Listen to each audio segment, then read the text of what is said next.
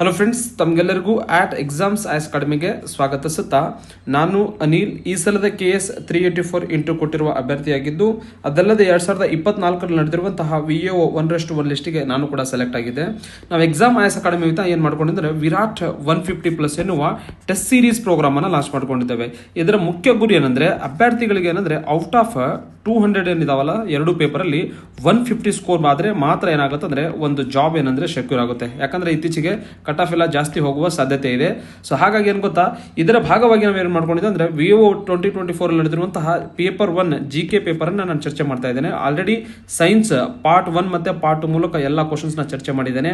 Already history ಇದು ಏನಂದ್ರೆ 2ನೇ ಕ್ಲಾಸ್ ಅಥವಾ ಪಾರ್ಟ್ 2 ಅಂತ ಹೇಳಿ ಹೇಳ್ಬಹುದು. ಸೊ ಇದರಲ್ಲಿ ನಾನು ಇವತ್ತು ಸುಮಾರು 7 ಕ್ವಶನ್ ಚರ್ಚೆ ಮಾಡ್ತೇನೆ. ಫ್ರೆಂಡ್ಸ್, ಈ ಒಂದು ಚರ್ಚೆ ಮೂಲಕ ಏನಾಗುತ್ತೆ ಅಂದ್ರೆ ನೆಕ್ಸ್ಟ್ ಬರುವಂತಹ KEN ಇಂದ ನಡೆಸಲ್ಪಡುವಂತಹ VAO 2026ಗೆ ಹೆಲ್ಪ್ ಆಗಲಿದೆ. ಅದಲ್ಲದೆ ಏನು ಗೊತ್ತಾ, ನೆಕ್ಸ್ಟ್ ಬರುವಂತಹ FDA SDA ಅದಲ್ಲದೆ ಏನು ಗೊತ್ತಾ ಎಕ್ಸೈಸ್ ಸಬ್ ಇನ್ಸ್ಪೆಕ್ಟರಿಗೂ ಕೂಡ ಇವೆಲ್ಲ ಎಕ್ಸ್ಪ್ಲನೇಷನ್ ನಿಮಗೆ ಒಂದಲ್ಲ ಒಂದು ರೀತಿಯಿಂದ ಸಹಾಯವಾಗುತ್ತೆ. ಸೊ ಹಾಗಾಗಿ ಇದನ್ನು ನಾನು ಡೀಟೇಲ್ ಆಗಿ ಏನು ಗೊತ್ತಾ ನಿಮಗೆ ಒಂದು ಎಕ್ಸಾಮ್ ಓರಿಯೆಂಟೆಡ್ ಆಗಿರುವಂತಹ ಸ್ಮಾರ್ಟ್ ಸ್ಟ್ರಾಟಜಿ ಮತ್ತೆ ಡೀಟೇಲ್ ಎಕ್ಸ್ಪ್ಲನೇಷನ್ ಮತ್ತೆ ಹಾಗೂ ಕಾನ್ಸೆಪ್ಚುಯಲ್ ಕ್ಲಾರಿಟಿ ಕೊಡುವುದು ಈ ಒಂದು ಕ್ಲಾಸಿನ ಉದ್ದೇಶವಾಗಿದೆ. ಫ್ರೆಂಡ್ಸ್, C1 ಸರಣಿಯ 23ನೇ ಕ್ವಶನ್, ಇದು ಹಿಸ್ಟ್ರಿ ರಿಲೇಟೆಡ್ ಕ್ವಶನ್ ಇತ್ತು. ಏನಿದೆ ಕ್ವಶನ್ ನೋಡ್ಕೊಂಡಾಗ, with reference to Carnatic wars consider the following ಅಂತೇಳಿ, ಅಂದ್ರೆ ಕರ್ನಾಟಿಕ್ ವಾರ್ ಸಂಬಂಧಿಸಿದಂತೆ ಈ ಕೆಳಗಿನ ಹೇಳಿಕೆಗಳನ್ನು ಗಮನಿಸಿ ಅಂತೇಳಿ ಕ್ವಶನ್ಸ್ ಕೇಳಲಾಗಿತ್ತು. ಇಲ್ಲಿ ಏನಂದ್ರೆ 3 ಸ್ಟೇಟ್ಮೆಂಟ್ ನ ಕೊಡಲಾಗಿದೆ. ಒಂದ್ ಕಡೆ ವಾರ್ ಬಗ್ಗೆ ಮತ್ತೆ ಅದು ಯಾವ ಒಂದು ಟ್ರೀಟಿಯ ಮೂಲಕ ಎಂಡ್ ಆಯ್ತು ಅಂತೇಳಿ 3 ಸ್ಟೇಟ್ಮೆಂಟ್ ನ ಕೊಡಲಾಗಿದೆ. ಅದಾದ್ಮೇಲೆ ಕ್ವಶನ್ ಏನಿದೆ ನೋಡ್ಕೊಂಡಾಗ, how many of about treaty or treaties are correctly matched ಅಂತೇಳಿ ಕ್ವಶನ್ಸ್ ಕೇಳಲಾಗಿದೆ. ಇಲ್ಲಿ ಏನಂದ್ರೆ ಓನ್ಲಿ 1, ಓನ್ಲಿ 2, ಆಲ್ 3 ಮತ್ತೆ ನನ್ ಅಂತೇಳಿ ಆಪ್ಷನ್ಸ್ ಕೊಡಲಾಗಿದೆ. ಫ್ರೆಂಡ್ಸ್, ಇದರ ಒಂದು ಕರ್ನಾಟಿಕ್ ವಾರ್ಸ್ ನ ಬ್ಯಾಕ್ ಗ್ರೌಂಡ್ ನಾವು ತಿಳ್ಕೊಳ್ಳುವ. ಏನಾಗತ್ತಂದ್ರೆ ಫ್ರೆಂಚರು ಮತ್ತೆ ಬ್ರಿಟಿಷರ ನಡುವೆ ಏನಾಗ್ತಿರುತ್ತೆ ಅಂದ್ರೆ ಕಂಟಿನ್ಯೂಸ್ ಆಗಿ ಸ್ಟ್ರಗಲ್ ಆಗ್ತಿರುತ್ತೆ. ಯಾವುದರಗೋಸ್ಕರ? ಟೆರಿಟರಿಗೋಸ್ಕರ. ಅಂದ್ರೆ ಸಾಧ್ಯವಾದಷ್ಟು ಆಳ್ವಿಕೆ ಅಥವಾ ವಸಾಹತುಗಳನ್ನೇನಂದ್ರೆ ಬ್ರಿಟಿಷರು ಮತ್ತೆ ಫ್ರೆಂಚರು ಏನಂದ್ರೆ ತಾವು ಏನಂದ್ರೆ ಎಸ್ಟಾಬ್ಲಿಷ್ ಮಾಡ್ಬೇಕಂತೇಳಿ ಹೋರಾಟ ನಡೆದಿರುತ್ತೆ. ಇವರು ಯುರೋಪಲ್ಲಿ ಆಗಿರ್ಬೋದು, ಅಮೆರಿಕಾದಲ್ಲಿ ಆಗಿರ್ಬೋದು ಮತ್ತೆ ಆಫ್ರಿಕಾದಲ್ಲಿ ಏನ್ ಮಾಡ್ತಿರ್ತಾರೆ ಅಂದ್ರೆ ತಮ್ಮ ಒಂದು ಪ್ರಾಬಲ್ಯವನ್ನು ಸ್ಥಾಪನೆ ಮಾಡಲಿಕ್ಕೆ ಹೋರಾಟ ನಡೆಯುತ್ತಿರುತ್ತೆ.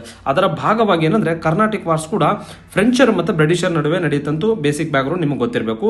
ಸೊ ಅದೇ ರೀತಿ ಏನಂದ್ರೆ ಅಲ್ಲಿ ಯುರೋಪಿಯನ್ ಏನಂದ್ರೆ ಆಸ್ಟ್ರೇಲಿಯನ್ ವಾರ್ ಆಫ್ ಸಕ್ಸೆಷನ್ ಅಂತೇಳಿ ನಡೀತಾ ಇರುತ್ತೆ. ಅಂದ್ರೆ ಅಲ್ಲಿ ಏನಂದ್ರೆ ಆಸ್ಟ್ರಿಯಾದಲ್ಲಿ ತಮ್ಮ ಒಂದು ಪ್ರಾಬಲ್ಯವನ್ನು ಸ್ಥಾಪಿಸಬೇಕಂತೇಳಿ ಫ್ರೆಂಚರ್ ಮತ್ತು ಬ್ರಿಟಿಷರ್ ಕದಾಟ ಮಾಡ್ತಿರ್ತಾರೆ. ಅದೇ ರೀತಿಯಲ್ಲಿ ಭಾರತದಲ್ಲೂ ಕೂಡ ಆ ವೈರತ್ವ ಸ್ಪ್ರೆಡ್ ಆಗುತ್ತೆ. ಭಾರತದಲ್ಲಿ ಏನಂದ್ರೆ ಸೌತ್ ಇಂಡಿಯನ್ ಟೆರಿಟರಿ ಮೇಲೆ ಏನಂದ್ರೆ ತಮ್ಮ ಒಂದು ಪ್ರಾಬಲ್ಯ ಸ್ಥಾಪನೆ ಮಾಡಲಿಕ್ಕೆ ಇಲ್ಲಿ ಹೋರಾಟಗಳು ಸ್ಟಾರ್ಟ್ ಆಗ್ತವೆ. ಸೊ ಅದರ ಭಾಗವಾಗಿ ಏನಾಗುತ್ತೆ ಅಂದ್ರೆ ಫಸ್ಟ್ ಕರ್ನಾಟಿಕ್ ವಾರ್ ಅಂದ್ರೆ 1746ರಿಂದ 1748ರವರೆಗೆ 2 ವರ್ಷಗಳ ಕಾಲ ನಡೆಯುತ್ತೆ. ಇದರಲ್ಲಿ ಏನಾಗುತ್ತೆ ಅಂದ್ರೆ ಬ್ರಿಟಿಷರ್ ಏನಂದ್ರೆ ಮದ್ರಾಸ್ ಅನ್ನ ತಮಗೆ ಪಡ್ಕೋತಾರೆ ಮತ್ತೆ ಫ್ರೆಂಚರ್ ಏನಂದ್ರೆ ಲೂಯಿಸ್ ಎಂಬುವ ಪ್ರದೇಶವನ್ನು ಫ್ರೆಂಚರಿಗೆ ಕೊಡಲಾಗುತ್ತೆ. ಸೊ ಈ ಒಂದು ವಾರ್, ಫಸ್ಟ್ ಕರ್ನಾಟಿಕ್ ವಾರ್ ಅಂದ್ರೆ ಟ್ರೀಟಿ ಆಫ್ ಆಕ್ಸ್ಲಾ ಚಾಪಲಿ ಅಂತೇಳಿ 1748 ಅಲ್ಲಿ ಎಂಡ್ ಆಗುತ್ತೆ. ಸೊ ಹಾಗೆ ನೋಡಿದ್ರೆ ಆಪ್ಷನ್ಸ್ ಏನು ಕೊಟ್ಟಿದ್ದಾರೆ ಅಂದ್ರೆ first Carnatic wars, treaty of Paris ಅಂತೇಳಿ ಕೊಟ್ಟಿದ್ದಾರೆ. ಫ್ರೆಂಡ್ಸ್, ಇದು ಸರಿಯಾದ ಜೋಡಣೆ ಅಲ್ಲ. ಯಾಕಂದ್ರೆ ಫಸ್ಟ್ ಕರ್ನಾಟಿಕ್ ವಾರ್ ಇದೆಯಲ್ಲ, ಇದು ಯಾವುದರದ ಮೂಲಕ ಎಂಡ್ ಆಗುತ್ತೆ ಅಂದ್ರೆ ಆಕ್ಸ್ಲಾ ಚಾಪ್ಲೆ ಅಂತೇಳಿ ಎನ್ನುವ ಟ್ರೀಟಿಯ ಮೂಲಕ 1748 ಅಲ್ಲಿ ಎಂಡ್ ಆಗುತ್ತೆ. ಸೊ ಹಾಗಾಗಿ ಇದು ಸರಿಯಾದ ಜೋಡಣೆ ಅಲ್ಲ ಅಂತ ಹೇಳಿ ನಮ್ಗೆ ಗೊತ್ತಾಯ್ತು. ಫ್ರೆಂಡ್ಸ್, ನೆಕ್ಸ್ಟ್ ಬಂದಾಗ ಏನಂದ್ರೆ ಸೆಕೆಂಡ್ ಕರ್ನಾಟಿಕ್ ವಾರ್ 1749 to 54 ವರೆಗೆ ನಡೆಯುತ್ತೆ. ಸೊ ಇಲ್ಲಿ ಏನಾಗುತ್ತೆ ಅಂದ್ರೆ ಟ್ರೀಟಿ ಆಫ್ ಪಾಂಡಿಚೇರಿ ಮೂಲಕ 1754 ಅಲ್ಲಿ ಈ ಒಂದು 2ನೇ ಕರ್ನಾಟಿಕ್ ವಾರ್ ಎಂಡ್ ಆಗುತ್ತೆ. ಇದರ ಪರಿಣಾಮ ಏನಾಗುತ್ತೆ ಅಂದ್ರೆ ಡುಪ್ಲೆಕ್ಸ್, ಫ್ರೆಂಚ್ ಗವರ್ನರ್ ಆಗಿರುತ್ತಾ ಡುಪ್ಲೆಕ್ಸ್ ಅನ್ನ ಹಿಂಗ್ ಕರ್ಕೊಂಡ್ಬಿಡ್ತಾರೆ. ಅದಾದ್ಮೇಲೆ ಏನಂದ್ರೆ ಈ ಒಪ್ಪಂದದ ಮೂಲಕ, ಪಾಂಡಿಚೇರಿ ಒಪ್ಪಂದದ ಮೂಲಕ ಏನಾಗುತ್ತೆ ಅಂದ್ರೆ ವೈಯಕ್ತಿಕವಾಗಿ ಅವರಂದ್ರೆ no interference in Indian succession, ಅಂದ್ರೆ ಇಲ್ಲಿ ರಾಜಮನೆತಗಳ ಒಂದು ಸಕ್ಸೆಷನ್ ಮೇಲೆ ಯಾವುದೇ ಇಂಟರ್ಫಿಯರ್ ಮಾಡಂಗಿಲ್ಲ ಅಂತೇಳಿ ಒಬ್ಬರಿಗೊಬ್ರು ಮಾತು ಕೊಟ್ಟಿದ್ದಾರೆ. ಸೊ ಹಾಗಾಗಿ ಏನಂದ್ರೆ ಆಪ್ಷನ್ಸ್ ನೋಡ್ಕೊಂಡಾಗ, ಇಲ್ಲಿ ಸ್ಟೇಟ್ಮೆಂಟ್ ನೋಡ್ಕೊಂಡಾಗ second Carnatic war treaty of Pondicherry ಅಂತೇಳಿ ಕೊಟ್ಟಿದ್ದಾರೆ. ಸೊ ಇದು ಸರಿಯಾದ ಒಂದು ಜೋಡಣೆ ಆಗಿದೆ friends. So B is the correctly matched. ಮತ್ತೆ ಥರ್ಡ್ ಕರ್ನಾಟಿಕ್ ವಾರ್ ಬಂದಾಗ ಏನಾಗುತ್ತೆ ಅಂದ್ರೆ ಥರ್ಡ್ ಕರ್ನಾಟಿಕ್ ವಾರ್ 1754 to 63 ವರೆಗೂ ನಡೆಯುತ್ತೆ. ಸೊ ಇದು ಯಾವ ಒಂದು ಟ್ರೀಟಿ ಮೂಲಕ ಎಂಡ್ ಆಗುತ್ತೆ ಬಂದಾಗ ಪ್ಯಾರಿಸ್ ಟ್ರೀಟಿ ಮೂಲಕ ಎಂಡ್ ಆಗುತ್ತೆ ಅಂತ ನಮ್ಗೆ ಗೊತ್ತಿರಬೇಕು. ಸೊ ಅಲ್ಟಿಮೇಟ್ಲಿ ಏನಾಗುತ್ತೆ ಅಂದ್ರೆ ಫ್ರೆಂಚ್ ಅವರು ರಿಗೇನ್ ಫ್ಯೂ ಸೆಟಲ್ಮೆಂಟ್ಸ್, ಅವ್ರಿಗೆ ಏನಂದ್ರೆ ಈ ಒಂದು ಸೌತ್ ಇಂಡಿಯಾದಲ್ಲಿ ಕೆಲವು ಸೆಟಲ್ಮೆಂಟ್ ಗಳು ಸಿಗ್ತವೆ, but no fortification or armies ಅಂತೇಳಿ. ನಿಮ್ಗೆ ಒಂದು ಕೆಲವು ಪ್ರದೇಶಗಳನ್ನ ಫ್ರೆಂಚರಿಗೆ ಬ್ರಿಟಿಷರ್ ಕೊಡ್ತಾರೆ, ಆದ್ರೆ ಅಲ್ಲೇ ಯಾವುದೇ ಕೋಟೆ ಕಟ್ಟಂಗಿಲ್ಲ ಮತ್ತೆ ಆರ್ಮಿನ ಎಸ್ಟಾಬ್ಲಿಷ್ ಮಾಡಂಗಿಲ್ಲ. ಸೊ ಹಾಗಾಗಿ ಥರ್ಡ್ ಕರ್ನಾಟಿಕ್ ವಾರ್ ಯಾವುದರ ಮೂಲಕ ಎಂಡ್ ಆಗುತ್ತೆ ಬಂದಾಗ ಇದು ಟ್ರೀಟಿ ಆಫ್ ಪ್ಯಾರಿಸ್ ಆಗುತ್ತೆ. ಸೊ ಹಾಗಾಗಿ ಇದು ಕೂಡ ರಾಂಗ್ ಜೋಡಣೆ ಆಗಿದೆ. ಸೊ ಅಲ್ಟಿಮೇಟ್ಲಿ ಏನ್ ಗೊತ್ತಾ, ಇದಕ್ಕೆ ಸರಿಯಾದ ಆನ್ಸರ್ ಬಂದಾಗ only one is the correct answer. So ಹಾಗಾಗಿ ಅಲ್ಟಿಮೇಟ್ಲಿ ಏನ್ ಗೊತ್ತಾ, ಕ್ವಿಕ್ ಆಗಿ ನಾನು ಸಮರೈಸ್ ಮಾಡ್ತೇನೆ. ಸೊ ಏನಂದ್ರೆ ಫಸ್ಟ್ ಕರ್ನಾಟಿಕ್ ವಾರ್ ಆಕ್ಸಿಲಾ ಚಾಫ್ಲೆ ಅಂತೇಳಿ 1748 ಅಲ್ಲಿ ಅದರ ಆ ಒಂದು ಟ್ರೀಟಿಯ ಮೂಲಕ ಎಂಡ್ ಆಗುತ್ತೆ. ಸೆಕೆಂಡ್ ಕರ್ನಾಟಿಕ್ ವಾರ್ ಅಂದ್ರೆ ಟಿಟಿ ಆಫ್ ಪಾಂಡಿಚೇರಿ 1754 ಅಂತೇಳಿ ಗೊತ್ತಿರಬೇಕು. ಥರ್ಡ್ ಕರ್ನಾಟಿಕ್ ವಾರ್ ಅಂದ್ರೆ ಟಿಟಿ ಆಫ್ ಪ್ಯಾರಿಸ್ 1763 ಅಂತೇಳಿ ಕ್ಲಿಯರ್ ಆಗಿ ಗೊತ್ತಿರಬೇಕು. ಸೊ ಫ್ರೆಂಡ್ಸ್ ಇದು ಬಹಳ ಇಂಪಾರ್ಟೆಂಟ್. ಓಕೆನಾ ಫ್ರೆಂಡ್ಸ್, C1 ಸರಣಿಯ 24ನೇ ಕ್ವಶನ್ ಏನಿತ್ತಂದ್ರೆ ಅದು ಕೂಡ ಹಿಸ್ಟ್ರಿ ರಿಲೇಟೆಡ್ ಇತ್ತು. ಏನಿದೆ ಕ್ವಶನ್ ನೋಡ್ಕೊಂಡಾಗ, with reference to Gandhi's early activism in India consider the following pairs ಅಂತೇಳಿ ಕ್ವಶನ್ಸ್ ಕೇಳಲಾಗಿತ್ತು. ಅಂದ್ರೆ ಗಾಂಧೀಜಿಯವರ ಭಾರತದಲ್ಲಿ ಆರಂಭಿಕ ಹೋರಾಟಕ್ಕೆ ಸಂಬಂಧಂತೆ 3 ಸ್ಟೇಟ್ಮೆಂಟ್ ABC ಫಾರ್ಮೆಟ್ ಅಲ್ಲಿ 3 ಸ್ಟೇಟ್ಮೆಂಟ್ ಕೊಡಲಾಗಿದೆ. ಕ್ವಶನ್ ಏನಿದೆ ಅಂತ ಬಂದಾಗ, how many of above pair or pairs is correctly matched ಅಂತೇಳಿ ಕೊಟ್ಟಿದ್ದಾರೆ. ಅಂದ್ರೆ ಮ್ಯಾಚ್ ದ ಫಾಲೋಯಿಂಗ್ ಅಲ್ಲಿ ಕೇಳಿದ್ದಾರೆ. ನೆಕ್ಸ್ಟ್ ಆಪ್ಷನ್ಸ್ ನೋಡ್ಕೊಂಡಾಗ 1 ಓನ್ಲಿ, 2 ಓನ್ಲಿ, ಆಲ್ 3 ಮತ್ತೆ ನನ್ ಅಂತೇಳಿ ಕೊಡಲಾಗಿದೆ. ಸೊ ಪ್ರಮುಖವಾಗಿ ಏನಂದ್ರೆ ಚಂಪಾರಣ್ ಸತ್ಯಾಗ್ರಹ ಫ್ರೆಂಡ್ಸ್, ಚಂಪಾರಣ್ ಸತ್ಯಾಗ್ರಹ ಬಂದಾಗ ಏನಂದ್ರೆ ಇದನ್ನೇನಂದ್ರೆ ಫಸ್ಟ್ ಸಿವಿಲ್ ಡಿಸೋಬಿಡಿಯನ್ಸ್ ಮೂವ್ಮೆಂಟ್ ಅಂತ ಕರಿತೀವಿ. ಅಂದ್ರೆ ಪ್ರಥಮ ಕಾನೂನು ಭಂಗ ಚಳವಳಿ ಅಂತ ಕರಿತೀವಿ. ಭಾರತಕ್ಕೆ ಏನಂದ್ರೆ ಸೌತ್ ಆಫ್ರಿಕಾದಿಂದ ಗಾಂಧೀಜಿ ಅವರೇನೋ ಭಾರತಕ್ಕೆ 1915ರಲ್ಲಿ ಬರ್ತಾರೆ. ಇವರಿಗೆ ಏನಂದ್ರೆ ರಾಜೀವ್ ಶುಕ್ಲಾ ಎಂಬುವರು ಏನ್ ಮಾಡ್ತಾರೆ ಅಂದ್ರೆ ಬಿಹಾರಿಗೆ ಇನ್ವೈಟ್ ಮಾಡ್ತಾರೆ. ಅಲ್ಲಿ ಏನಾಗ್ತಾರೆ ಅಂತಂದ್ರೆ ಬ್ರಿಟಿಷರು ಕಂಪಲ್ಸರಿ ಆಗಿ ಏನಂದ್ರೆ ಅವರ ಜಮೀನಿನ 320 ಭಾಗ ಏನಂದ್ರೆ ಅವರು ತಿನ್ಕಾತಿಯ ಸಿಸ್ಟಮ್ ಅದನ್ನ ಕಂಪಲ್ಸರಿ ಕಲ್ಟಿವೇಟ್ ಮಾಡ್ಬೇಕಂದ್ರೆ ಫೋರ್ಸ್ ಮಾಡ್ತಾರೆ. ಸೊ ಆ ಸಂದರ್ಭದಲ್ಲಿ ಏನಂದ್ರೆ ಗಾಂಧೀಜಿ ಅವರು ಅಲ್ಲಿಗೆ ಬಂದೇನಂದ್ರೆ ಅವ್ರು ಏನಂದ್ರೆ ತಮ್ಮ ಒಂದು ಸತ್ಯಾಗ್ರಹನ ಕೈಗೊಳ್ತಾರೆ. ಸೊ ಅದನ್ನೇನು ಕರಿತೀವಿ ಅಂದ್ರೆ ನಾವು ಪ್ರಥಮ ಕಾನೂನು ಭಂಗ ಚಳವಳಿ ಅಂತ ಹೇಳಿ ಕರಿತೀವಿ. ಸೊ ಹಾಗಾಗಿ ಸ್ಟೇಟ್ಮೆಂಟ್ ಅಲ್ಲಿರುವಂತಹ ಎ ಇದೆಯಲ್ಲ ಇದು ಕರೆಕ್ಟ್ಲಿ ಮ್ಯಾಚ್ಡ್ ಅಂತ ಹೇಳಿ ಹೇಳ್ತೀವಿ. ನೆಕ್ಸ್ಟ್ ಬಂದಾಗ ಏನಂದ್ರೆ ಅಹಮದಾಬಾದ್ ಮಿಲ್ ಸ್ಟ್ರೈಕ್ ಅದನ್ನೇನು ಕೊಟ್ಟಿದ್ದಾರೆ ಅಂದ್ರೆ ಪ್ರಥಮ ಅಸಹಕಾರ ಚಳವಳಿ ಅಂತ ಹೇಳಿ ಕೊಟ್ಟಿದ್ದಾರೆ. ಫ್ರೆಂಡ್ಸ್ ಇದೇನಂದ್ರೆ ರಾಂಗ್ ಜೋಡಣೆ ಆಗಿದೆ. ಅಹಮದಾಬಾದ್ ಮಿಲ್ ಸ್ಟ್ರೈಕ್ ಇದೆಯಲ್ಲ ಇದು ಗಾಂಧೀಜಿ ಅವರ ಮೊದಲ ಫಸ್ಟ್ ಲೇಬರ್ ಮೂವ್ಮೆಂಟ್ ಅಂತ ಕರಿತೀವಿ. ಮತ್ತೇನಂದ್ರೆ ಇಲ್ಲಿ ಪ್ರಥಮ ಬಾರಿಗೆ ಅವರು ಅಂದ್ರೆ ಫಸ್ಟ್ ಹಂಗರ್ ಸ್ಟ್ರೈಕ್ ಇಲ್ಲಿ ಕ್ಯಾರಿ ಮಾಡ್ತಾರೆ. ಸೊ ಇವರ ಏನಂದ್ರೆ ಪ್ರಥಮ ಉಪವಾಸ ಸತ್ಯಾಗ್ರಹ ಬಂದಾಗ ಏನಂದ್ರೆ ಅಹಮದಾಬಾದ್ ಮಿಲ್ ಸ್ಟ್ರೈಕ್ ಆಗುತ್ತೆ. ಬಟ್ ಆಪ್ಷನ್ ಸ್ಟೇಟ್ಮೆಂಟ್ ಅಲ್ಲಿ ಏನು ಕೊಟ್ಟಿದ್ದಾರೆ ಅಂದ್ರೆ ಫಸ್ಟ್ ನಾನ್ ಕೋಆಪರೇಷನ್ ಮೂವ್ಮೆಂಟ್ ಅಂತ ಕೊಟ್ಟಿದ್ದಾರೆ. ಸೊ ಆಕ್ಚುಲಿ ಇದು ರಾಂಗ್ ಜೋಡಣೆ. ಅಹಮದಾಬಾದ್ ಮಿಲ್ ಸ್ಟ್ರೈಕ್ ಬಂದಾಗ ಫಸ್ಟ್ ಹಂಗರ್ ಸ್ಟ್ರೈಕ್ ಅಂತ ಆಗಬೇಕು. ನೆಕ್ಸ್ಟ್ ಖೇಡಾ ಸತ್ಯಾಗ್ರಹ ಅಂತ ಹೇಳಿ ಕೊಟ್ಟಿದ್ದಾರೆ. ಖೇಡಾ ಸತ್ಯಾಗ್ರಹ ಫಸ್ಟ್ ಹಂಗರ್ ಸ್ಟ್ರೈಕ್, ಇದು ಕೂಡ ರಾಂಗ್ ಜೋಡಣೆ ಆಗಿದೆ. ಖೇಡಾ ಸತ್ಯಾಗ್ರಹವನ್ನು ನಾವು ಏನಂತ ಕರಿತೀವಿ ಅಂದ್ರೆ ಫಸ್ಟ್ ನಾನ್ ಕೋಆಪರೇಷನ್ ಮೂವ್ಮೆಂಟ್ ಅಥವಾ ಪ್ರಥಮ ಅಸಹಕಾರ ಚಳವಳಿ ಅಂತ ಹೇಳಿ ಕರಿತೀವಿ. ಸೊ ಮೂಲತವಾಗಿ ಈ ಒಂದು ಖೇಡಾ ಸತ್ಯಾಗ್ರಹ ಏನಾಗುತ್ತೆ ಯಾವುದಕ್ಕಾಗುತ್ತೆ ಅಂದ್ರೆ ಅಲ್ಲಿ ಸಿವಿಯರ್ ಕ್ರಾಪ್ ಫೇಲ್ಯೂರ್ ಆಗಿರುತ್ತೆ. ಅಂದ್ರೆ ಬೆಳೆ ಬಂದಿರಲ್ಲ, ಬಟ್ ಏನಂದ್ರೆ ಆಗಿನ ಸರ್ಕಾರ ಏನಂದ್ರೆ ರೆವಿನ್ಯೂ ಅಥವಾ ಟ್ಯಾಕ್ಸ್ ರೆವಿನ್ಯೂ ಪೇ ಮಾಡ್ಬೇಕಂತ ಹೇಳ್ತಾರೆ. ಸೊ ಆ ಸಂದರ್ಭದಲ್ಲಿ ಏನಂದ್ರೆ ಅಲ್ಲಿರುವಂತಹ ರೈತರದನ್ನ ಏನಂದ್ರೆ ರೆವಿನ್ಯೂನ ರೆಮಿಷನ್ ಅಂದ್ರೆ ಆ ಒಂದು ವರ್ಷ ಏನಂದ್ರೆ ಟ್ಯಾಕ್ಸ್ ಇದು ಮಾಡಬೇಕು, ವಿನಾಯಿತಿ ಕೊಡ್ಬೇಕಂತೇಳಿ ಆ ಒಂದು ಹೋರಾಟ ನಡೆಯುತ್ತೆ. ಸೊ ಭಾರತದಲ್ಲಿ ಪ್ರಮುಖವಾಗಿ ಏನಂದ್ರೆ ಗಾಂಧೀಜಿ ಅವರ ಮೊದಲ 3 ಹೋರಾಟಗಳ ಬಗ್ಗೆ ಕ್ವಶನ್ಸ್ ಕೇಳ್ತಾನೆ ಇರ್ತಾರೆ. ಸೊ ನೀಟಾಗಿ ಗೊತ್ತಿರಬೇಕು. ಸೊ ಫಸ್ಟ್ ಬಂದಾಗ ಏನಂದ್ರೆ ಚಂಪಾರಣ್ ಸತ್ಯಾಗ್ರಹ 1917 ಅಂತ ಗೊತ್ತಿರಬೇಕು. ಅದಾದ್ಮೇಲೆ ಏನಂದ್ರೆ ಅಹಮದಾಬಾದ್ ಮಿಲ್ ಸ್ಟ್ರೈಕ್ ಗುಜರಾತ್ ಅಲ್ಲಿ ಆಗುತ್ತೆ 1918. ಥರ್ಡ್ ಏನಂದ್ರೆ ಖೇಡಾ ಸತ್ಯಾಗ್ರಹ ಗುಜರಾತ್ ನಲ್ಲಿ ಏನಂದ್ರೆ ಖೇಡಾ ಸತ್ಯಾಗ್ರಹ ಆಗುತ್ತೆ 1918 ಅಂತೇಳಿ. ಸೊ ಇದಕ್ಕೆ ಸರಿಯಾದ ಜೋಡಣಿಕೆ ಬಂದಾಗ ಏನಂದ್ರೆ ಆನ್ಸರ್ ಏನಾಗುತ್ತೆ ಅಂದ್ರೆ only 1 is the correctly matched ಅಂತೇಳಿ ಹೇಳಬೇಕಾಗುತ್ತೆ. ಸೊ ಫ್ರೆಂಡ್ಸ್ ಅದಲ್ಲದೆ ಅಂದ್ರೆ 1915ರಲ್ಲಿ ಜನವರಿ 9ರಂದು ಭಾರತಕ್ಕೆ ಏನಂದ್ರೆ ಸೌತ್ ಆಫ್ರಿಕಾದಿಂದ ಗಾಂಧೀಜಿಯವರು ಬರ್ತಾರೆ. ಆ ಒಂದು ದಿನವನ್ನು ನಾವು ಏನಂತ ಆಚರಣೆ ಮಾಡ್ತೀವಿ ಅಂದ್ರೆ ಪ್ರವಾಸಿ ಭಾರತೀಯ ದಿವಸ್ ಅಂತೇಳಿ ನಾವು ಅದನ್ನ ಆಚರಣೆ ಮಾಡ್ತೀವಿ. ಸೊ ಇದು ಕೂಡ ನಿಮ್ಗೆ ಗೊತ್ತಿರಬೇಕು. ಅದಲ್ಲದೆ ಮಹಾತ್ಮ ಗಾಂಧೀಜಿ ಅವರ ಒಂದು ಮೇಲೆ ಕ್ವಶನ್ಸ್ ಏನಂದ್ರೆ ಎವ್ರಿ ಎಕ್ಸಾಮಿನೇಷನ್ ಅಲ್ಲಿ ಕೇಳ್ತಾರೆ. ಸೊ ಅವರ ಒಂದು ಬಗ್ಗೆ ಏನೆಲ್ಲ ಚಳವಳಿ ಆಗಿದೆ ಅಂತೇಳಿ ಇದು ಹೈ ಈಲ್ಡಿಂಗ್ ಏರಿಯಾ ಇದೆ ಹಿಸ್ಟ್ರಿಯಲ್ಲಿ. ಸೊ ಇದನ್ನ ನೀಟಾಗಿ ನೋಟ್ಸ್ ಮಾಡ್ಕೋಬೇಕು ನೀವು. ಫ್ರೆಂಡ್ಸ್ C1 ಸರಣಿಯ 25ನೇ ಕ್ವಶನ್ ಇದು ಕೂಡ ಹಿಸ್ಟ್ರಿ ರಿಲೇಟೆಡ್ ಕ್ವಶನ್ ಇತ್ತು. ಏನಿದೆ ಕ್ವಶನ್ ನೋಡ್ಕೊಂಡಾಗ who try to implement Ryotwari system in South India ಅಂತ ಹೇಳಿ ಕ್ವಶನ್ಸ್ ಕೇಳಲಾಗಿದೆ. ಅಂದ್ರೆ ಈ ಕೆಳಗಿನ 4 ವ್ಯಕ್ತಿಗಳಲ್ಲಿ ಯಾರು ರೈತವಾರಿ ಸೆಟಲ್ಮೆಂಟ್ ಅನ್ನ ಸೌತ್ ಇಂಡಿಯಾದಲ್ಲಿ ಇಂಪ್ಲಿಮೆಂಟ್ ಮಾಡ್ತಾರೆ ಅಂತ ಹೇಳಿ ಕ್ವಶನ್ಸ್ ಕೇಳಲಾಗಿದೆ. ಸ್ಟೇಟ್ಮೆಂಟ್ ನೋಡ್ಕೊಂಡಾಗ ಫಸ್ಟ್ ಏನಂದ್ರೆ Alexander Reader, second Holt Mackenzie, ಸಿ ಬಂದಾಗ ಥಾಮಸ್ ಮುನ್ರೋ, ಫೋರ್ತ್ ಏನಂದ್ರೆ ಜೇಮ್ಸ್ ಗ್ರಾಂಟ್ ಡಫ್ ಅಂತೇಳಿ. ಸೊ ಕ್ವಶನ್ ಏನಿದೆ ಅಂತ ನೋಡ್ಕೊಂಡಾಗ choose the correct answer from the given below ಅಂತೇಳಿ. ಸೊ ಫ್ರೆಂಡ್ಸ್ ಏನಂದ್ರೆ ರೈತವಾರಿ ಸೆಟಲ್ಮೆಂಟ್ ಮೇಲೆ ಒಂದು ಕ್ವಶನ್ಸ್ ಕೇಳಲಾಗಿತ್ತು. ಸೊ ಪ್ರಮುಖವಾಗಿ ಬಂದಾಗ ಏನಂದ್ರೆ ರೈತವಾರಿ ಸೆಟಲ್ಮೆಂಟ್ ನ ಅಲೆಕ್ಸಾಂಡರ್ ರೀಡ್ ಮತ್ತೆ ಥಾಮಸ್ ಮುನ್ರೋ ಅವರು ಏನಂದ್ರೆ ಭಾರತದಲ್ಲಿ ಇಂಟ್ರೊಡ್ಯೂಸ್ ಮಾಡ್ತಾರೆ. ಇದರ ಕಾಲಾವಧಿ ಬಂದಾಗ 1792ರಿಂದ 1820 ಆ ಒಂದು ಟೈಮ್ ಪೀರಿಯಡ್ ಅಲ್ಲಿ ಇದನ್ನ ಏನಂದ್ರೆ ಸೌತ್ ಇಂಡಿಯಾದಲ್ಲಿ ಇಂಪ್ಲಿಮೆಂಟ್ ಮಾಡ್ತಾರೆ. ಮೇಜರ್ಲಿ ಎಲ್ಲಿ ಇಂಪ್ಲಿಮೆಂಟ್ ಮಾಡ್ತಾರೆ ಅಂತ ಗೊತ್ತಾಗ ಮದ್ರಾಸ್ ಮತ್ತೆ ಬಾಂಬೆ ಪ್ರೆಸಿಡೆನ್ಸಿ ಇದಾವಲ್ಲ ಅಲ್ಲಿ ಇದನ್ನ ಇಂಪ್ಲಿಮೆಂಟ್ ಮಾಡ್ತಾರೆ.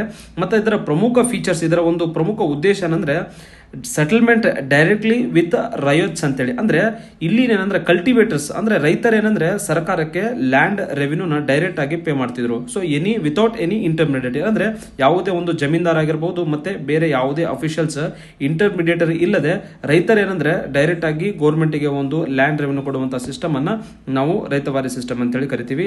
ಸೊ ಇದಕ್ಕೆ ಸರಿಯಾದ ಆನ್ಸರ್ ಬಂದಾಗ ಅಲೆಕ್ಸಾಂಡರ್ ರೀಡ್ ಮತ್ತೆ ಥಾಮಸ್ ಮುನ್ರೋ ನಮಗೆ ಇದಕ್ಕೆ ಸರಿಯಾದ ಆನ್ಸರ್ ಆಗುತ್ತೆ. ಸೊ ಹಾಗಾಗಿ ಏನಂದ್ರೆ ಎ ಮತ್ತು ಸಿ ಇರುವಂತಹ option 3 is the correct answer for this question ಅಂತ ಹೇಳಿ ನಮಗೆ ಗೊತ್ತಾಗುತ್ತೆ. ಫ್ರೆಂಡ್ಸ್, ಅದಲ್ಲದೆ ಇನ್ನೊಂದು ಏನಂದ್ರೆ ಇಂಪಾರ್ಟೆಂಟ್, ಆ ಕಾಲದಲ್ಲಿ ಇನ್ನೂ 2 ಲ್ಯಾಂಡ್ ರೆವಿನ್ಯೂ ಮ್ಯಾನೇಜ್ಮೆಂಟ್ ಸಿಸ್ಟಮ್ ಇದ್ದು. So land revenue management system ಬಂದಾಗ ನೆಕ್ಸ್ಟ್ ಏನಂದ್ರೆ ಇಂಪಾರ್ಟೆಂಟ್ ಆಗಿ ಏನಂದ್ರೆ ಮಹಲ್ವಾರಿ ಸಿಸ್ಟಮ್ ಕೂಡ ನಮಗೆ ಗೊತ್ತಿರಬೇಕು. ಸೊ ಈ ಒಂದು ಮಹಲ್ವಾರಿ ಸಿಸ್ಟಮ್ ಅನ್ನ ಹಾಲ್ಟ್ ಮೆಕೆಂಜಿ ಮತ್ತೆ ನೆಕ್ಸ್ಟ್ ಇದನ್ನು ಮಾಡಿಫೈ ಮಾಡಿ ಏನಂದ್ರೆ RM ಬರ್ಡ್ ಎನ್ನುವರು ಏನಂದ್ರೆ ಭಾರತದಲ್ಲಿ ಇದನ್ನು ಇಂಪ್ಲಿಮೆಂಟ್ ಮಾಡ್ತಾರೆ. ಇದರ ಕಾಲಾವಕಾಶ ಬಂದಾಗ ಪೀರಿಯಡ್ ಟೈಮ್ ಡ್ಯೂರೇಷನ್ ಬಂದಾಗ ಏನಂದ್ರೆ 1822ರಲ್ಲಿ ಇದನ್ನ ಭಾರತದಲ್ಲಿ ಇಂಟ್ರೊಡ್ಯೂಸ್ ಮಾಡ್ತಾರೆ. ಮತ್ತೆ ಯಾವ ಒಂದು ಏರಿಯಾದಲ್ಲಿ ಇದನ್ನು ಇಂಪ್ಲಿಮೆಂಟ್ ಮಾಡಲಾಗಿದೆ ಬಂದಾಗ ನಾರ್ತ್ ವೆಸ್ಟರ್ನ್ ಪ್ರೊವಿನ್ಸಸ್ ಆಗಿರುವಂತಹ ಪಂಜಾಬ್ ಮತ್ತೆ ಸೆಂಟ್ರಲ್ ಇಂಡಿಯಾದಲ್ಲಿ ಇದನ್ನ ಇಂಪ್ಲಿಮೆಂಟ್ ಮಾಡ್ತಾರೆ. ನೆಕ್ಸ್ಟ್ ಇದರ ಕೀ ಫೀಚರ್ ಅಂದ್ರೆ ಮಹಲ್ ಅಥವಾ village is treated as a unit ಅಂತೇಳಿ. ಅಂದ್ರೆ ಎಂಟೈರ್ ಹಳ್ಳಿ ಇದೆಯಲ್ಲ, ಆ ಒಂದು ಹಳ್ಳಿಯನ್ನ ಒಂದು ಯೂನಿಟ್ ಆಗಿ ಟ್ರೀಟ್ ಮಾಡ್ತಿದ್ರು. ಹಳ್ಳಿಯಿಂದ ಇಂತಿಷ್ಟು ಅಮೌಂಟ್ ಏನಂದ್ರೆ ಈ ಒಂದು ಹಳ್ಳಿಯಿಂದ ಇಂತಿಷ್ಟು ರೆವಿನ್ಯೂ ಏನಂದ್ರೆ ಸರ್ಕಾರಕ್ಕೆ ಹೋಗ್ಬೇಕಂತೇಳಿ ಈ ಒಂದು ಸೆಟಲ್ಮೆಂಟ್ ಸಿಸ್ಟಮ್ ಅನ್ನು ನಾವು ಮಹಲ್ವಾರಿ ಸಿಸ್ಟಮ್ ಅಂತ ಕರಿತೀವಿ. ನೆಕ್ಸ್ಟ್ ಫ್ರೆಂಡ್ಸ್, ಅದಕ್ಕಿಂತ ಮುಂಚೆ ಏನಾಗುತ್ತೆ ಅಂದ್ರೆ ಲಾರ್ಡ್ ಕಾರ್ನ್ ವ್ಯಾಲಿಸ್ ಇದಾರಲ್ಲ, ಇವರು ಪರ್ಮನೆಂಟ್ ಸೆಟಲ್ಮೆಂಟ್ ಅಂತ ತರ್ತಾರೆ. ಇದನ್ನ ತಂದಿರೋ ವರ್ಷ ಅಂದ್ರೆ 1793 ಅಂತ ಹೇಳಿ ನಮಗೆ ಗೊತ್ತಿರಬೇಕು. ಸೊ ಇದನ್ನ ಮೂಲತವಾಗಿ ಯಾವ ಏರಿಯಾದಲ್ಲಿ ಇಂಪ್ಲಿಮೆಂಟ್ ಮಾಡ್ತಾರೆ ಅಂದ್ರೆ ಬೆಂಗಾಲ್, ಬಿಹಾರ್ ಮತ್ತೆ ಒಡಿಸಾದಲ್ಲಿ ಇಂಪ್ಲಿಮೆಂಟ್ ಮಾಡ್ತಾರೆ. ಸೊ ಇದರ ಒಂದು ಕೀ ಫೀಚರ್ಸ್ ಬಂದಾಗ ಅಂದ್ರೆ ಜಮೀನ್ದಾರ್ಸ್ ಅದಾರಲ್ಲ ಅವ್ರನ್ನ ಏನಂದ್ರೆ ಲ್ಯಾಂಡ್ ಓನರ್ಸ್ ಅಂತ ಹೇಳಿ ರೆಕಗ್ನೈಸ್ ಮಾಡ್ತಾರೆ. ರೈತರು ತಮ್ಮ ಒಂದು ಲ್ಯಾಂಡ್ ರೆವಿನ್ಯೂನ ಫಸ್ಟ್ ಯಾರಿಗೆ ಕೊಡ್ಬೇಕಂದ್ರೆ ಜಮೀನ್ದಾರರಿಗೆ ಕೊಡಬೇಕು. ಆ ಜಮೀನ್ದಾರ ಏನಂದ್ರೆ ಸರ್ಕಾರಕ್ಕೆ ಇಂತಿಷ್ಟು ಅಮೌಂಟ್ ಅಂತೇಳಿ ಲ್ಯಾಂಡ್ ರೆವಿನ್ಯೂನ ಸಪ್ಲೈ ಮಾಡ್ತಿದ್ರು. ಸೊ ಹಾಗಾಗಿ ಫ್ರೆಂಡ್ಸ್, ಇವು ಲ್ಯಾಂಡ್ ರೆವಿನ್ಯೂ ಸಿಸ್ಟಮ್ ಮೇಲೆ ಒಂದಲ್ಲ ಒಂದು ರೀತಿಯ ಕ್ವಶನ್ಸ್ ಬರ್ತಾನೆ ಇರುತ್ತೆ. ಸೊ ಹಾಗಾಗಿ ಇದರ ಬಗ್ಗೆ ಏನ್ ಗೊತ್ತಾ, ಕಂಪ್ಲೀಟ್ ಕ್ಲಾರಿಟಿ ಇರಬೇಕು ನಿಮಗೆ. ಸೊ ಮೂಲತವಾಗಿ ಈಗ ಮ್ಯಾಪ್ ಅಲ್ಲಿ ನೋಡ್ಕೊಂಡಾಗ ನಾ ಮ್ಯಾಪ್ ಹಾಕಿ ನಿಮಗೆ ತೋರಿಸ್ತೇನೆ ಇದು ಎಲ್ಲಿ ಇಂಪ್ಲಿಮೆಂಟ್ ಆಗಿತ್ತು ಅಂತ ನೋಡಿದಾಗ ಏನಂದ್ರೆ ಮೂಲತವಾಗಿ ಪರ್ಮನೆಂಟ್ ಸೆಟಲ್ಮೆಂಟ್ ಎಲ್ಲ ಆಗುತ್ತಂದ್ರೆ ಪರ್ಮನೆಂಟ್ ಸೆಟಲ್ಮೆಂಟ್ ಬೆಂಗಾಲ್ ಏನಂದ್ರೆ ಬಿಹಾರ, ಒಡಿಶಾ ಈ ಭಾಗದಲ್ಲಿ ಆಗುತ್ತೆ. ರೈತವಾರಿ ಸೆಟಲ್ಮೆಂಟ್ ಬಂದಾಗ ಏನಂದ್ರೆ ಸೌತ್ ಇಂಡಿಯಾದಲ್ಲಿ ಆಗುತ್ತೆ, ಅದನ್ನ ನಮ್ಗೆ ಗೊತ್ತಿರಬೇಕು. ನೆಕ್ಸ್ಟ್ ಏನಂದ್ರೆ ಮಹಲ್ವಾರಿ ಸಿಸ್ಟಮ್ ಬಂದಾಗ ಇಲ್ಲಿ ಸೆಂಟ್ರಲ್ ಇಂಡಿಯಾ ಮತ್ತು ನಾರ್ತ್ ವೆಸ್ಟರ್ನ್ ಪಂಜಾಬ್ ಪ್ರೊವಿನ್ಸ್ ಅಲ್ಲಿ ಆಗುತ್ತೆ. ಸೊ ಇಲ್ಲಿ ಏನಂದ್ರೆ ಮಹಲ್ವಾರಿ ಸಿಸ್ಟಮ್. ನೆಕ್ಸ್ಟ್ ಎಕ್ಸಾಮ್ ಗಳಲ್ಲಿ ಕ್ರೋನಾಲಜಿ ಕೇಳಬಹುದು, ಇವು ಯಾವಾಗ ಇಂಪ್ಲಿಮೆಂಟ್ ಮಾಡಿದ್ರೆ ಅಂತೇಳಿ. ಫಸ್ಟ್ ಬಂದಿದೆ ಯಾವ್ದು ನೋಡ್ಕೊಂಡಾಗ ಫಸ್ಟ್ ಏನಂದ್ರೆ 1792 ಅಲ್ಲಿ ಏನಾಗುತ್ತೆ ಅಂದ್ರೆ ರೈತವಾರಿ ಸೆಟಲ್ಮೆಂಟ್ ಸಿಸ್ಟಮ್ ಬರುತ್ತೆ. ಸೊ ರೈತವಾರಿ ಅಂದ್ರೆ 1792 ಅಲ್ಲಿ ಬರುತ್ತೆ. ಅದಾದ್ಮೇಲೆ ನೆಕ್ಸ್ಟ್ ಏನಂದ್ರೆ ಪರ್ಮನೆಂಟ್ ಸೆಟಲ್ಮೆಂಟ್ ಅಲ್ಲಿ ಲಾರ್ಡ್ ಕಾರ್ನ್ ವಾಲಿಸ್ ಅವರು 1793 ಅಲ್ಲಿ ಬರುತ್ತೆ. ಸೊ ಇದು ಸೆಕೆಂಡ್ ಟೈಮ್ ಇಂಟ್ರೊಡ್ಯೂಸ್ ಆಗುತ್ತೆ. ನೆಕ್ಸ್ಟ್ ಮಹಲ್ವಾರಿ ಸಿಸ್ಟಮ್ ಕೊನೆಯದಾಗ ಏನಂದ್ರೆ 1822 ಅಲ್ಲಿ ಏನಂದ್ರೆ ಇದನ್ನ ಇಂಪ್ಲಿಮೆಂಟ್ ಮಾಡ್ತಾರೆ. ಹಾಗಾಗಿ ಈ ಕ್ರೋನಾಲಜಿ ಕೂಡ ತಮಗೆ ಗೊತ್ತಿರಬೇಕು. ಫ್ರೆಂಡ್ಸ್, ನೆಕ್ಸ್ಟ್ C1 ಸರಣಿಯ 30ನೇ ಕ್ವಶನ್, ಇದು ಕೂಡ ಹಿಸ್ಟ್ರಿ ರಿಲೇಟೆಡ್ ಕ್ವಶನ್ ಇತ್ತು. ಏನಿದೆ ಕ್ವಶನ್ ನೋಡ್ಕೊಂಡಾಗ which one of the following animals are found on the national emblem ಅಂತೇಳಿ. ಸೊ ಫ್ರೆಂಡ್ಸ್, ಕ್ವಶನ್ ಏನಿದೆ ಅಂತ ನೋಡ್ಕೊಂಡಾಗ ರಾಷ್ಟ್ರೀಯ ಲಾಂಛನದಲ್ಲಿ ಈ ಕೆಳಗಿನ ಯಾವ ಒಂದು ಪ್ರಾಣಿಗಳನ್ನು ನಾವು ಕಂಡು ಬರುತ್ತೆ ಅಂತೇಳಿ ಕ್ವಶನ್ಸ್ ಕೇಳಲಾಗಿತ್ತು. ಇಲ್ಲಿ ಏನಂದ್ರೆ ABCDE ಅಂತೇಳಿ 5 ಅನಿಮಲ್ಸ್ನ ಕೊಡಲಾಗಿದೆ. ಕ್ವಶನ್ ಏನಿದೆ ಅಂತ ನೋಡ್ಕೊಂಡಾಗ choose the correct answer from the option given below ಅಂತೇಳಿ. ಅಂದ್ರೆ ಈ ಕೆಳಗಿನವುಗಳಿಂದ ಯಾವ ಒಂದು ಅನಿಮಲ್ಸ್ ಅದನ್ನು ನಾವು ನ್ಯಾಷನಲ್ ಆಂಬಲಮ್ ಅಲ್ಲಿ ನೋಡ್ತೀವಿ ಅಂತೇಳಿ ಕ್ವಶನ್ಸ್ ಕೇಳಲಾಗಿತ್ತು. ಸೊ ಫ್ರೆಂಡ್ಸ್, ಮೂಲತವಾಗಿ ಏನಾಗುತ್ತೆ ಅಂದ್ರೆ ಭಾರತದ ಸರ್ಕಾರ ಅಂದ್ರೆ ಜನವರಿ 26, 1950 ಅಂದ್ರೆ ಸ್ಟೇಟ್ ಎಂಬಲಮ್ ಆಫ್ ಇಂಡಿಯಾ ಅಂತೇಳಿ lion capital of Ashoka Sarnath ಇದೆಯಲ್ಲ ಅದನ್ನೇನಂದ್ರೆ ಆಯ್ಕೆ ಮಾಡ್ಕೊಳ್ಳುತ್ತೆ. ಸೊ ಅದರಲ್ಲಿ ಪ್ರಮುಖವಾಗಿ ಇದರ ಬ್ಯಾಕ್ಗ್ರೌಂಡ್ ಬಂದಾಗ ಯಾವೆಲ್ಲ ಅನಿಮಲ್ಸ್ ಇದೆ ಅಂತ ನೋಡ್ಕೊಂಡಾಗ ಇಲ್ಲಿ ಅಂದ್ರೆ ಟೈಗರ್ ಇಲ್ಲ ಅಂತ ಹೇಳಿ ನಮಗೆಲ್ಲ ಗೊತ್ತಿರುವ ಮಾಹಿತಿ. ಟೈಗರ್ ಒಂದು ತೆಗೆದ್ಬಿಟ್ಟಿದ್ರೆ ಏನಂದ್ರೆ ಡೈರೆಕ್ಟ್ ಆಗಿ ಏನಂದ್ರೆ ಆನ್ಸರಿಗೆ ಬರ್ಬೋದಿತ್ತು. ಫಸ್ಟ್ ಅಲ್ಲಿ ಎ ಇದೆ, ಅದನ್ನು ತೆಗೆದುಹಾಕಿ. ನೆಕ್ಸ್ಟ್ 3 ಅಲ್ಲೂ ಕೂಡ ಎ ಇದೆ, ಅದನ್ನು ತೆಗೆದುಹಾಕಿ. ನೆಕ್ಸ್ಟ್ 4th ಅಲ್ಲೂ ಎ ಇದೆ. ಸೊ ಇಲ್ಲಿ ಏನಂದ್ರೆ ರಾಂಗ್ ಆಗಿ ಇದನ್ನು ಮಾರ್ಕ್ ಆಗಿದೆ. ಸೊ ಹಾಗಾಗಿ ಇದಕ್ಕೆ ಸರಿಯಾದ ಆನ್ಸರ್ ಬಂದಾಗ ಏನಂದ್ರೆ ಆಪ್ಷನ್ ಬಿ ಅಥವಾ ಆಪ್ಷನ್ 2 ಏನಂದ್ರೆ ಇಲ್ಲಿರುವಂತಹ ಅನಿಮಲ್ಸ್ ಯಾವ್ಯಾವ ನಾವು ನ್ಯಾಷನಲ್ ಆಂಬಲಮ್ ಮೇಲೆ ಕಾಣ್ತೀವಿ ಅಂದ್ರೆ ಎಲಿಫೆಂಟ್ ಕಾಣ್ತೀವಿ, ಲಯನ್ ಇರುತ್ತೆ, ಬುಲ್, ಗೂಳಿ ಮತ್ತೆ ಹಾರ್ಸ್ ಇದೆ ಅಂತೇಳಿ ನಾವು ನೋಡ್ಬೋದು. ಸೊ ಇವು ಬೇಸಿಕ್ ಆಗಿ ನಮಗೆ ಗೊತ್ತಿತ್ತು ಅಂದ್ರೆ ಆನ್ಸರ್ ಮಾಡ್ಬೋದಿತ್ತು. ನೆಕ್ಸ್ಟ್ ಇಂಪಾರ್ಟೆಂಟ್ ಆಗಿ ಅಂದ್ರೆ ಇಂಡಿಯನ್ ನ್ಯಾಷನಲ್ ಆಂಬಲಮ್ ಇದೆಯಲ್ಲ ಅಥವಾ ಲಾಂಛನ ಬಗ್ಗೆ ಬೇಸಿಕ್ ಆಗಿ ಗೊತ್ತಿರಬೇಕು. ಇದನ್ನ ಎಲ್ಲಿಂದ ಇನ್ಸ್ಪೈರ್ ಆಗಿದೆ, ಅದನ್ನ ಯಾವುದನ್ನು ಅಡಾಪ್ಟ್ ಮಾಡ್ಕೊಂಡು ಅಂದ್ರೆ ಅಶೋಕನ lion capital of Ashoka Sarnath ಆ ಒಂದು ಅಲ್ಲಿಂದ ಇದನ್ನ ಆಯ್ಕೆ ಮಾಡಲಾಗಿದೆ. ಮತ್ತೆ ಅಂದ್ರೆ ಯಾವಾಗ ಇದನ್ನ ಸ್ಟೇಟ್ ಆಂಬಲಮ್ ಆಗಿ ಅಡಾಪ್ಟ್ ಮಾಡಿದ ಅಂತ ಕ್ವಶನ್ಸ್ ಕೇಳಬಹುದು. 26 ಜನವರಿ 1950 ಅಂತ ಹೇಳಿ ಗೊತ್ತಿರಬೇಕು. ನೆಕ್ಸ್ಟ್ ಇದನ್ನ ಯಾರ ಕೆತ್ತನೆ ಮಾಡಲಾಗಿದೆ ಅಂತ ಬಂದಾಗ ಅಂಪರರ್ ಆಗಿರುವಂತಹ ಮೌರ್ಯ ಡೈನಾಸ್ಟಿ ಅಂಪರರ್ ಅಶೋಕದವ್ರು ಏನಂದ್ರೆ ಇದನ್ನ ಕೆತ್ತಲಾಗುತ್ತೆ. ಮತ್ತೆ ಇಲ್ಲಿ ಮಟೀರಿಯಲ್ ಯಾವ ಒಂದು ಮಟೀರಿಯಲ್ ಯೂಸ್ ಮಾಡುತ್ತೆ ಅಂದ್ರೆ ಪಾಲಿಸ್ಡ್ ಸ್ಟ್ಯಾಂಡ್ ಸ್ಟೋನ್ ಇದರಲ್ಲಿ ಯೂಸ್ ಮಾಡಲಾಗಿದೆ. ನೆಕ್ಸ್ಟ್ ಇಂಪಾರ್ಟೆಂಟ್ ಆಗಿ ಏನಂದ್ರೆ ಒರಿಜಿನಲ್ ಲಯನ್ಸ್ ಅಂದ್ರೆ ಬೇಸಿಕಲಿ ಏನಂದ್ರೆ 4 ಕಡೆ ಏನಂದ್ರೆ 4 ಲಯನ್ಸ್ ಅನ್ನು ನಾವು ಇದರಲ್ಲಿ ನೋಡಬಹುದು. ನೆಕ್ಸ್ಟ್ ಇಂಪಾರ್ಟೆಂಟ್ ಆಗಿ ಏನಂದ್ರೆ ನೆಕ್ಸ್ಟ್ ವೀಲ್ಸ್ ಅಂತ ಹೇಳಿ ಅಂದ್ರೆ 24 ಸ್ಪೋಕ್ಡ್ ಅಂದ್ರೆ ಧರ್ಮಚಕ್ರ ಅಂತೇಳಿ ನಾವು ಇದನ್ನ ಇಲ್ಲಿ ಕಾಣ್ತೀವಿ. ನೆಕ್ಸ್ಟ್ ಇದರಲ್ಲಿ ಇಮೇಜ್ ಅಲ್ಲಿ ಇದು ಧರ್ಮಚಕ್ರ. ನೆಕ್ಸ್ಟ್ ನ್ಯಾಷನಲ್ ಮೋಟೋ ಬಂದಾಗ ಇಲ್ಲಿ ನೀವು ನೋಡ್ತಾ ಇದ್ರೆ ಇಮೇಜ್ ಅಲ್ಲಿ ಸತ್ಯಮೇವ ಜಯತೆ ಅಂತೇಳಿ ಅದನ್ನೇನಂದ್ರೆ ಮಂಡೋಕ ಉಪನಿಷತ್ತಿನಿಂದ ಆಯ್ಕೆ ಮಾಡಲಾಗಿದೆ.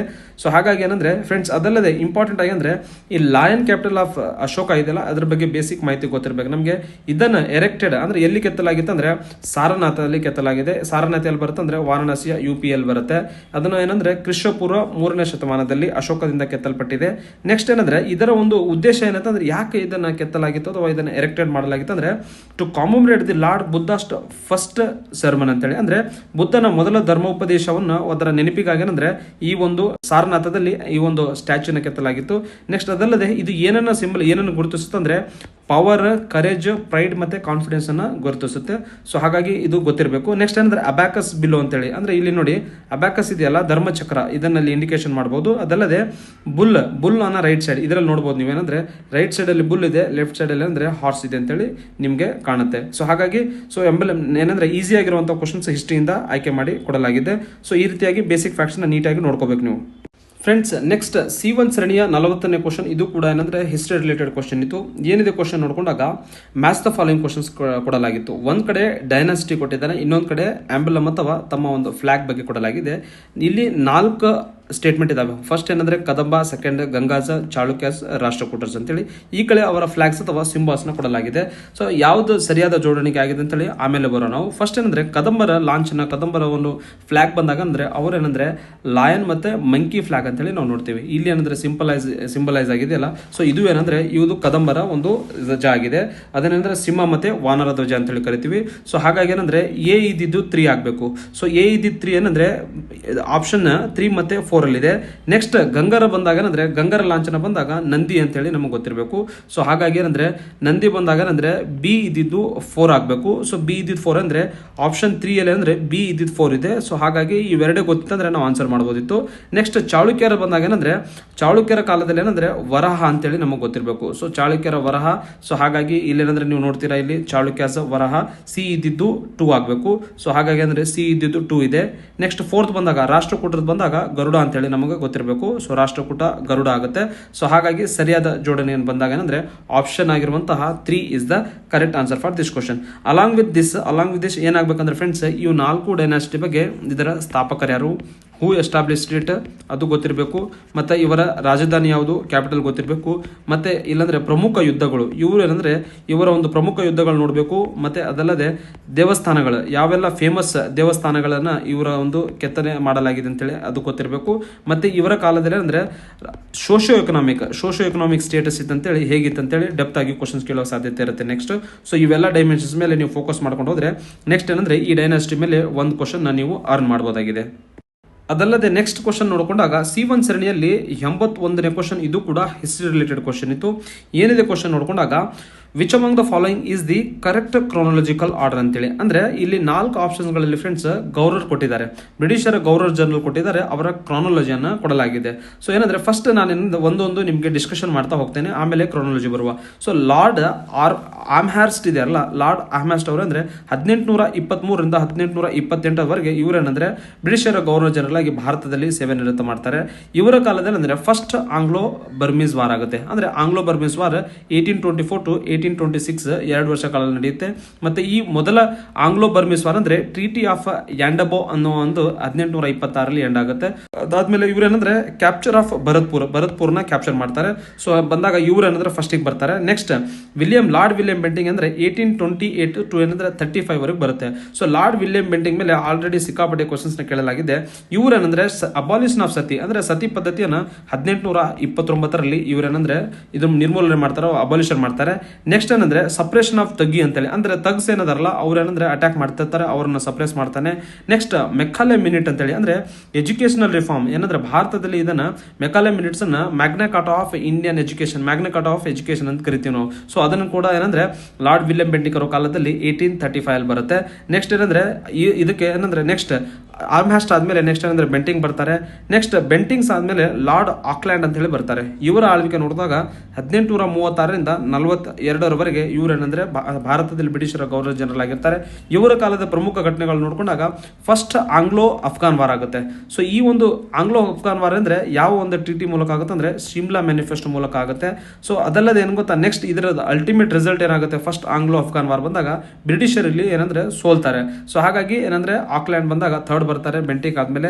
ನೆಕ್ಸ್ಟ್ ಲಾಸ್ಟ್ ಬಂದಾಗ ಅಂದ್ರೆ ಎಲೆನ್ ಬೋರೋಗ್ ಅಂತ ಹೇಳಿ ಬರ್ತಾರೆ. ಇವರು 1842 ಟು 1844 ವರೆಗೆ ಇವರ ಕಾಲದಲ್ಲಿ ಅಂದ್ರೆ ಫಸ್ಟ್ ಆಂಗ್ಲೋ ಅಫ್ಘಾನ್ ವಾರ್ ಅಂದ್ರೆ ಕಮ್ ಟು ಅನ್ ಎಂಡ್. ಅಂದ್ರೆ ಇವರ ಒಂದು ಆಕ್ಲ್ಯಾಂಡ್ ಇರ್ತಾರೋ ಆಕ್ಲ್ಯಾಂಡ್ ನೆಕ್ಸ್ಟ್ ಬರುವಂತ ಇಮಿಡಿಯೇಟ್ ಆಗಿ ಏನಂದ್ರೆ ಇವ್ರು ಬರ್ತಾರೆ, ಎಲೆನ್ ಬೋರ್ ಬರ್ತಾರೆ. ಇವ್ರು ಏನಂದ್ರೆ ಫಸ್ಟ್ ಅಫ್ಘಾನ್ ವಾರ್ ಎಂಡ್ ಮಾಡ್ತಾರೆ. ಮತ್ತೆ ಅನಾಕ್ಸೇಷನ್ ಆಫ್ ಸಿಂಧ್ ಅಂದ್ರೆ ಸಿಂಧನ ವಶಪಡಿಸ್ಕೊಡ್ತಾರೆ 1843 ಅಲ್ಲಿ. ನೆಕ್ಸ್ಟ್ ಏನಂದ್ರೆ ಗ್ವಾಲಿಯರ್ ಕ್ಯಾಂಪೇನ್, ಗ್ವಾಲಿಯರ್ ಮೇಲೆ ಅಂದ್ರೆ ತಮ್ಮ ಒಂದು ಹೋರಾಟವನ್ನು ಸಾಧಿಸ್ತಾರೆ. ಫ್ರೆಂಡ್ಸ್, ಸರಿಯಾದ ಜೋಡಣೆ ಬಂದಾಗ ಏನಂದ್ರೆ ಇದಕ್ಕೆ ಸರಿಯಾದ ಆನ್ಸರ್ ಆಪ್ಷನ್ 1 ಆಗುತ್ತೆ. ಏನಂದ್ರೆ ಫಸ್ಟ್ ಏನಂದ್ರೆ ಲಾರ್ಡ್ ಆರ್ಮ್ಹಾಸ್ಟ್ ಬರ್ತಾರೆ, ನೆಕ್ಸ್ಟ್ ಅದಾದ್ಮೇಲೆ ವಿಲಿಯಂ ಬೆಂಟಿಂಗ್ ಬರ್ತಾರೆ, ವಿಲಿಯಂ ಬೆಂಟಿಂಗ್ ಆದ್ಮೇಲೆ ಲಾರ್ಡ್ ಆಕ್ಲ್ಯಾಂಡ್, ನೆಕ್ಸ್ಟ್ ಏನಂದ್ರೆ ಎಲೆನ್ ಬೋರ್ಗ್ ಅಂತೇಳಿ. ಸೊ ಸರಿಯಾದ ಆನ್ಸರ್ ಬಂದಾಗ option 1 is the correct answer. ಮತ್ತೆ ಇನ್ನೊಂದೇನಂದ್ರೆ ಗವರ್ನರ್ ಜನರಲ್ ಇದಾರ, ಬ್ರಿಟಿಷರ ಗವರ್ನರ್ ಜನರಲ್ ಮೇಲೆ ಒಂದಲ್ಲ ಒಂದು ಕ್ವಶನ್ಸ್ ಕೇಳ್ತಾರೆ. ಸೊ ಹಾಗಾಗಿ ಏನಂದ್ರೆ ಗವರ್ನರ್ ಜನರಲ್ಸ್ ಇದಾರಲ್ಲ, these are the high yielding area of history. ಅಂದ್ರೆ ಒಂದು ಬ್ರಿಟಿಷರ ಆಕ್ಟ್ ಕಾಯ್ದೆ ಮೇಲೆ ಕೇಳ್ತಾರೆ, ಇಲ್ಲಾಂದ್ರೆ ಗವರ್ನರ್ ಮೇಲೆ ಕೇಳ್ತಾರೆ, ಇಲ್ಲಾಂದ್ರೆ ಬ್ರಿಟಿಷರ್ ಏನಂದ್ರೆ ಬ್ರಿಟಿಷರ್ ಅಥವಾ ಯುರೋಪಿಯನ್ ಕಂಪನಿಗಳದಾರಲ್ಲ ತಮ್ಮ ಒಂದು ಎಸ್ಟಾಬ್ಲಿಷ್ಮೆಂಟ್ ಎಲ್ಲಿ ಫ್ಯಾಕ್ಟರಿ ಸ್ಥಾಪನೆ ಮಾಡಿದ್ರು, ಏನಂದ್ರೆ ಎಲ್ಲಿ ಕೋಟೆ ಕಟ್ಟಿದ್ರು ಅವೆಲ್ಲ ಕೇಳ್ತಾರೆ. ಸೊ ಈ ಮೂರು ಡೈಮೆನ್ಷನ್ಸ್ ಮೇಲೆ ನೀವು ನೋಡ್ಕೋಬೇಕಾಗುತ್ತೆ. ಫ್ರೆಂಡ್ಸ್, ನೆಕ್ಸ್ಟ್ C1 ಸರಣಿಯ 82ನೇ ಕ್ವಶನ್, ಇದು ಕೂಡ ಹಿಸ್ಟ್ರಿ ರಿಲೇಟೆಡ್ ಕ್ವಶನ್ ಇತ್ತು. ಏನಿದೆ ಕ್ವಶನ್ ನೋಡ್ಕೊಂಡಾಗ, what is the expansion of HRA, a revolutionary organisation of a Indian national movement ಅಂತೇಳಿ ಕ್ವಶನ್ಸ್ ಕೇಳಲಾಗಿತ್ತು. ಅಂದ್ರೆ what is the full form of HRA, it was asked in the examination. So ಏನಂದ್ರೆ there are 4 options given, 4 options ಕೊಡಲಾಗಿದೆ. ಇದಕ್ಕೆ ಸರಿಯಾದ answer ಬಂದಾಗ friends ಅಂದ್ರೆ HRA ಅಂದ್ರೆ ಹಿಂದೂಸ್ತಾನ್ ರಿಪಬ್ಲಿಕನ್ ಅಸೋಸಿಯೇಷನ್, ಅಂದ್ರೆ option 2 is the correct answer ಆಗುತ್ತೆ.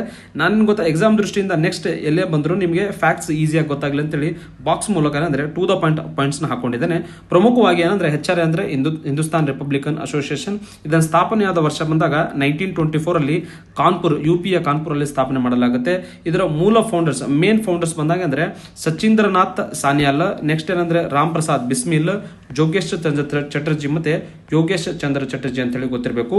ಮತ್ತೆ ಇವರ ಒಂದು ಅಬ್ಜೆಕ್ಟಿವ್ ಏನಿತ್ತಂದ್ರೆ ಪ್ರಮುಖವಾಗಿ ಇವರ ಉದ್ದೇಶ ಏನಂದ್ರೆ ಭಾರತದಲ್ಲಿ ಬ್ರಿಟಿಷರ ಆಳ್ವಿಕೆಯನ್ನು ಎಂಡ್ ಮಾಡೋದು. ಯಾವುದರ ಮೂಲಕ, ಆರ್ಮ್ಡ್ ರೆವಲ್ಯೂಷನ್ ಅಂದ್ರೆ ಸಶಸ್ತ್ರ ರೆವಲ್ಯೂಷನ್ ದಂಗೆ ಕ್ರಾಂತಿಯ ಮೂಲಕ. ಆಮೇಲೆ ಭಾರತದಲ್ಲಿ ರಿಪಬ್ಲಿಕ್ ಆಫ್ ಇಂಡಿಯಾ ಅಂದ್ರೆ ಸ್ವಾತಂತ್ರ್ಯ ಪಡೆಯೋದು ಭಾರತಕ್ಕೆ ಅಂತ ಇವರ ಒಂದು ಉದ್ದೇಶವನ್ನು ಹೊಂದಲಾಗಿತ್ತು.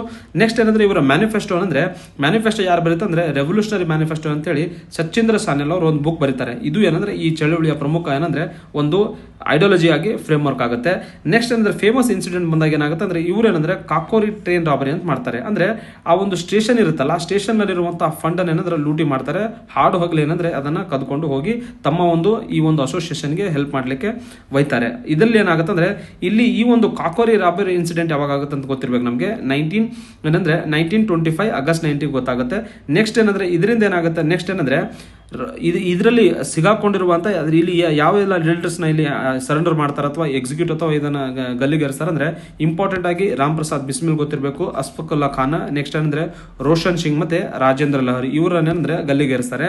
ಅದಾದ್ಮೇಲೆ ನೆಕ್ಸ್ಟ್ ಅದರ ಒಂದು ಆ ಡೆವಲಪ್ಮೆಂಟ್ ಆದ್ಮೇಲೆ ಏನ್ ಮಾಡ್ತಾರೆ ಅಂದ್ರೆ ಸರ್ಕಾರದ ಒಂದು ಇವೆಲ್ಲ ಸ್ಟ್ರಿಕ್ಟ್ ಆಕ್ಷನ್ಸ್ ನೋಡಿ ಇದರ HRA ಏನಂದ್ರೆ HSRA ಅಂತ ಹೇಳಿ ಕನ್ವರ್ಟ್ ಮಾಡ್ಕೋತಾರೆ. ಅಂದ್ರೆ 1928 ಅಲ್ಲಿ ಆ ಒಂದು ಅಸೋಸಿಯೇಷನ್ ಏನಂತ ರೀನೇಮ್ ಮಾಡ್ತಾರೆ ಅಂದ್ರೆ ಹಿಂದೂಸ್ತಾನ್ ಸೋಷಿಯಲಿಸ್ಟ್ ರಿಪಬ್ಲಿಕನ್ ಅಸೋಸಿಯೇಷನ್ ಆಗಿ ಕನ್ವರ್ಟ್ ಮಾಡಿಬಿಡ್ತಾರೆ.